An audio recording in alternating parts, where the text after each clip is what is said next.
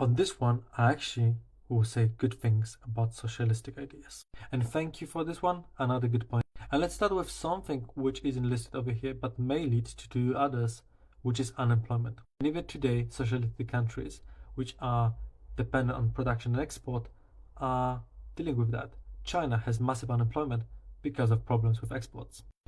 But there were two left ideas for sorting that: universal basic income and guarantee of work for everyone.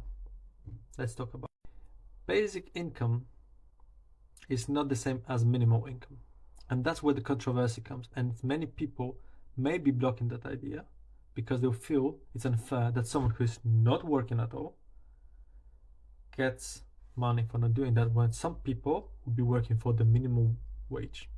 And the idea is still trialed, so we need to wait to learn pros and cons. Guaranteed work, we have actually quite a lot of examples. It was quite prevalent in USSR, communist Poland, and was used until now in Belarus, and till 2020 it actually did quite well.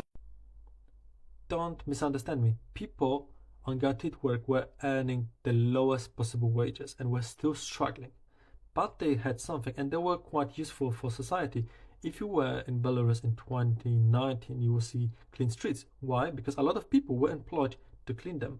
The downside was that if you did not want to work, or you were working with income from abroad, you were prosecuted, starting from the tax for unemployed, or being forced sent to labor or to prison or to army. And if we look on communist Poland in the 80s, 70s, etc., we had saying called "czy się stoi, czy się leży, 2000 się należy," which means no matter if I work or not, I will still get paid. And the problem with that was people who were doing below the bare minimum, because working on bare minimum is fine, like you work for what you are paid for, but people who were working below were still protected by the unions, by the party, and being paid, which was unfair to people who actually did the work properly, bare minimum, but still, this idea was good because you occupied people who otherwise could be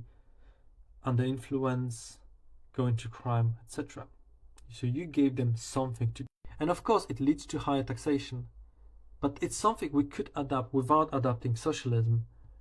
There are many cases where we could use more of public services.